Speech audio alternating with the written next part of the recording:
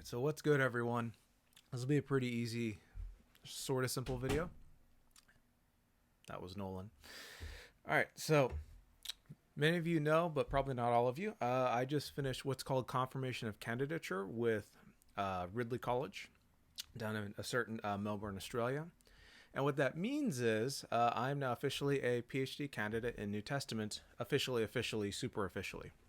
Now, how all this works. So 30,000 foot view of how to do a PhD in at least the Australian College of Theology, which has probably a dozen or 16, I can't remember exactly, affiliate colleges, or what we would call seminaries.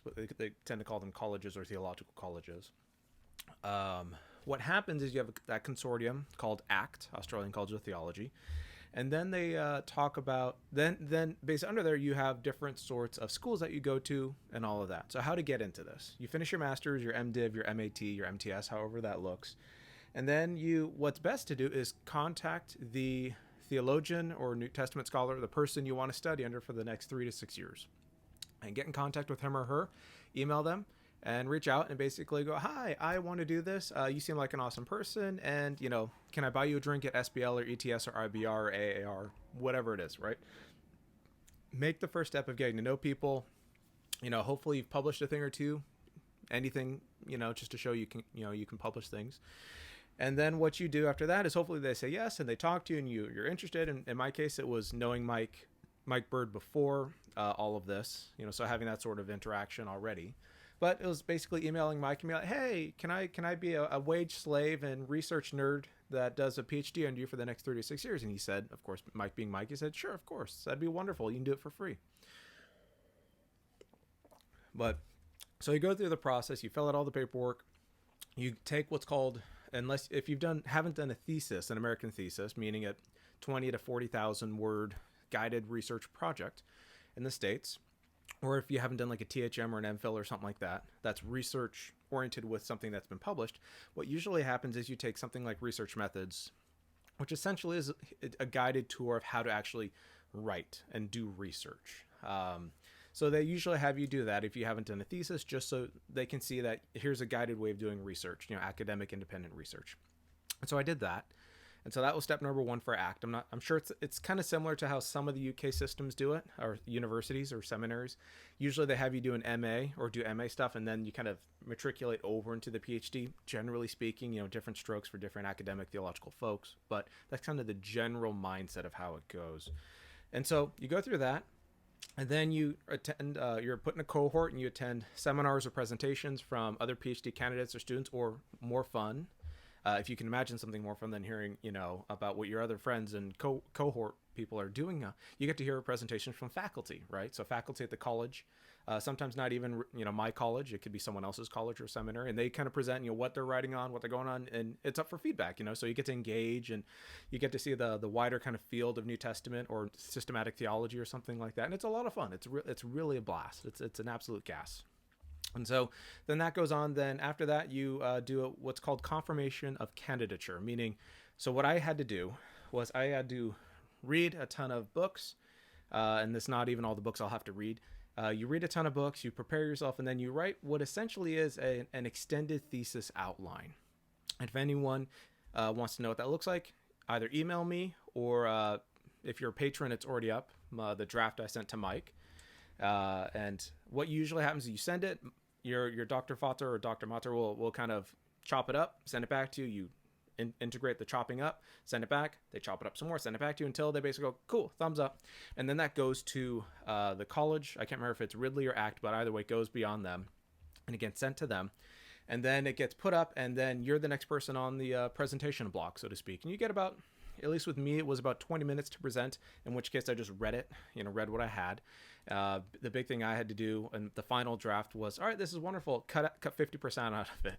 And so I was like, oh boy, footnotes. And so footnotes, and you change a ton of stuff up, and it's actually not too bad. So you present it, and then what happens is the colleges, they get an external reader. Mine, I don't know if it's proper to mention his name, but he's out of Houston. We'll say that.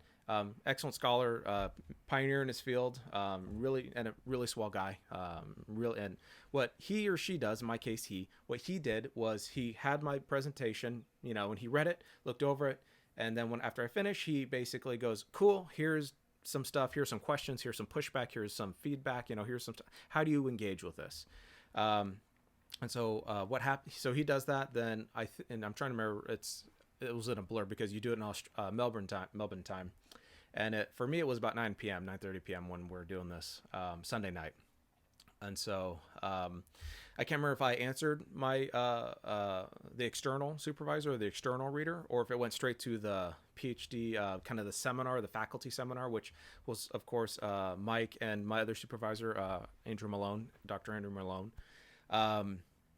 And what happened was they gave pushback as well, kind of incidental feedback, whether agreeing or nuancing or just going in a different direction from the external reader. So, and then you're given all that to kind of think about, and, so I'm writing stuff down, have my notes somewhere around here.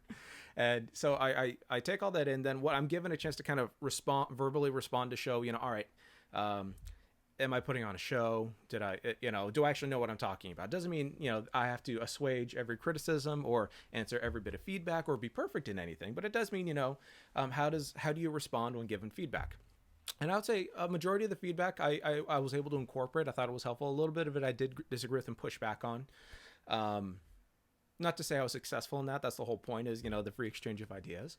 And then after that, it's open to the students, and any students, people in your cohort, give feedback, pushback, criticism, what have you. Got very positive feedback from them as well. And then it's like, cool, on to the next person. So that's kind of how that was. So what happens day after is they send you the notes, the written notes, and then you are given a chance to respond to them and also incorporate that into your previous draft of your confirmation of candidature paper, which includes a bibliography and a chapter outline and all that sort of stuff. Basically, it's a map. And so you do that and you send it off, and they get back to you. And I got an email back or Word document back from ACT, Australian College of Theology, and they told me that congratulations, you're on to the next phase. And so that's the reason partly why I'm doing this video. And so that's all done. Now I'm in the research phase, initial what we call compiling a bibliography, reading and engaging with the bibliography, and those sorts of things. So kind of it's research for the writing process, so to speak. And so I'm in there. It'll be a while, barring me getting 10,000 patrons, 10,000 patrons to do that. It's probably going to be a while. Be cool if we got more, but life is life. And in this economy, I mean, I get it. I 100% do. I'm just grateful for the folks that have stuck with me. And to those who couldn't, I totally get it. And I love y'all, and I'm still sending you stuff, so don't worry about it. So yeah, that's kind of where we're at. And I thought it'd be fun now, just because I haven't had a chance to talk about my thesis in any great depth, to just talk a bit about it, kind of engage a little bit with it, and just let y'all know what I'm doing. The tentative title is called The Cosmic Rectification of God, and the subtitle is Universal Salvation in Paul's Apocalyptic Theology. And so what I am attempting to do, and of course this is in the very early research phase, although I've been reading on this for probably 10 years, is engaging not primarily with the apocalyptic Paul school or Shula, whether it's someone like Karl Barth or Douglas Campbell or Martinez Dubourg or whoever. Beverly Gaventa's got a new commentary on Romans coming out. That'll probably be the definitive commentary on Romans from an apocalyptic Paul perspective. And for those who don't know about the apocalyptic Paul, that's too much for me to talk about right now. If you want, I did a short-ish video on the subject in my channel. Just go look for it. It's a little further down, but I did I think it was like 10 minutes or something like that on the apocalyptic Paul. And I argue, and that the primary, and there's also apocalyptic friendly or non-apocalyptic readers of Paul that think Paul was a universalist, or at least see an inconsistency within Paul.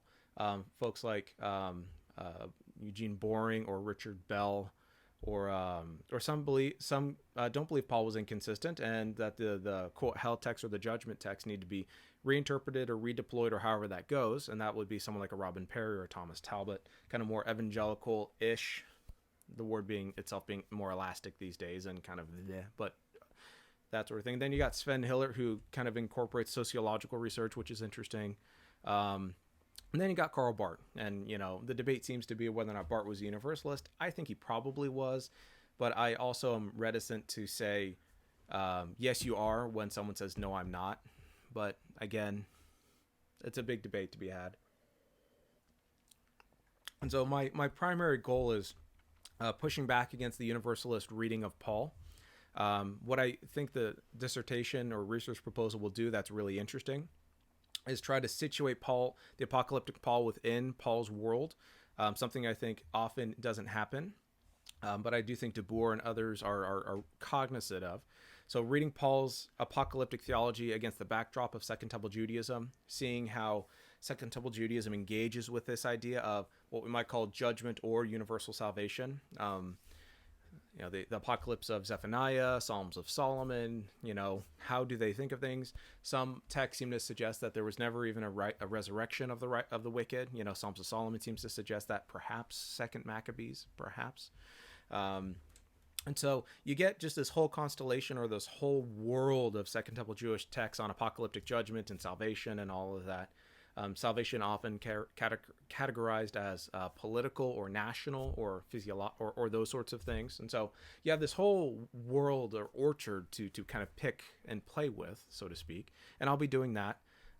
My understanding of Paul at the moment is I think Paul is far more universalistic than we might like in some instances. And I'm being facetious when I say that.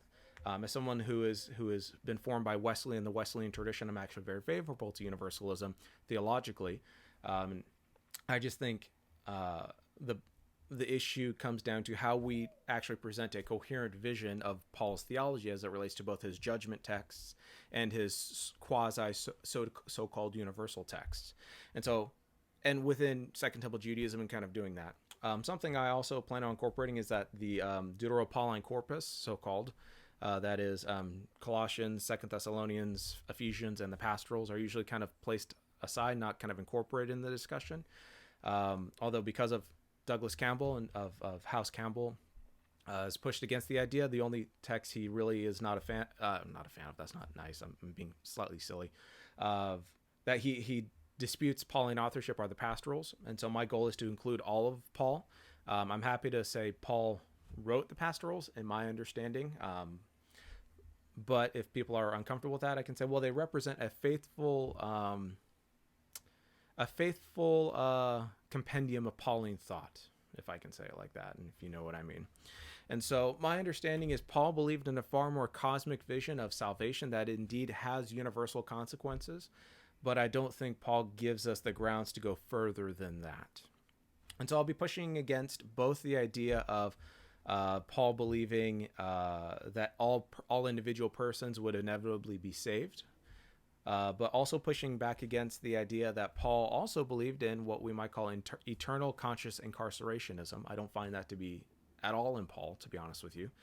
And so trying to kind of move past the what did Paul believe about hell debates into a much grander vision of Paul's kind of worldview, Paul's contemporaries, and how they kind of might mutually interpret one another. How might Psalms of Solomon or Josephus or Philo kind of guide what Paul says by all of Israel or for all, or how Paul might use sacrificial language, and there's a wide open space to kind of play here. But for those who have been praying, who have been offering kind words, who have been challenging me or offering pushback or feedback or what have you, thank you. It's been a fun journey, and I hope it continues.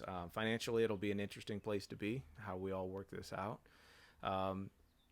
Thankfully, I've been doing some contract work for Sound Faith Consulting, and I recently finished a project for them that is up for sale. It's a neutral resource on the subject of women in ministry. Now, for those who know me, know my opinion on the subject, and I've published on it, I've argued for it.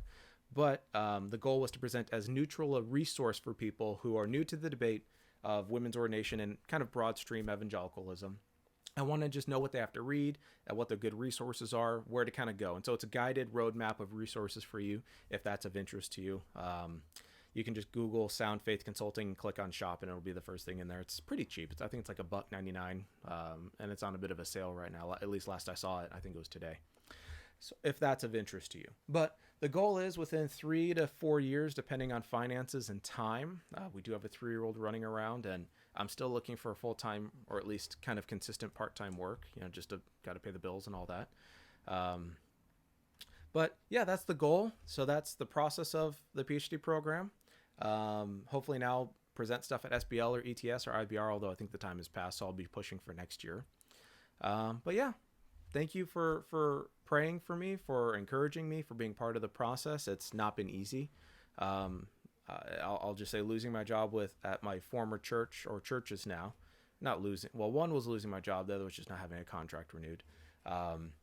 Did put a big dent in this, made it very difficult, but the Lord is good. The Lord is gracious, and the Lord is faithful to the little people who have little things, but try to be faithful back. So thank y'all for your friendship, your accompaniment, your encouragement, your feedback, your pushback. Even those of you who disagree with me on this, I appreciate it quite a bit. Iron sharpening iron is a wonderful thing. But yeah, if you want to become a patron, do so. It's in the link below. If not, your prayers, your encouragement, your pushback, your feedback. If you want to see more material coming out on the subject from me on this, that's fine. If you want to see debates or dialogues with people, that's fine. I'd be up for it. Provided the person is at least as nice as I am, which is a highly subjective and silly thing to say now that I've thought about it, but c'est la vie. What else? I'm interviewing a pastor friend of mine who's written a really helpful book on LGBTQ issues in the church. I don't know when that'll come out, but I'll be recording that this week, the first week of May. And we'll be talking about his new book and how that might be a benefit to the church and kind of guide the conversation forward. And yeah, so things are happening with the channel. Apologies for taking so long. If you're interested in the subject of women in ministry, the split, you can check my previous video or two on the subject, and where my wife began our response to Pastor Mike Winger at Bible Thinker on this subject. So, but yeah, blessings to all of y'all, and thank you for your support and your prayers. Means the world to me. So, in the words of me, go enjoy baseball when you have a free moment. It's baseball season, y'all, and we're about a month into it, and actually about 2 months now or so. But it's good. Go Dodgers. Cheers, y'all.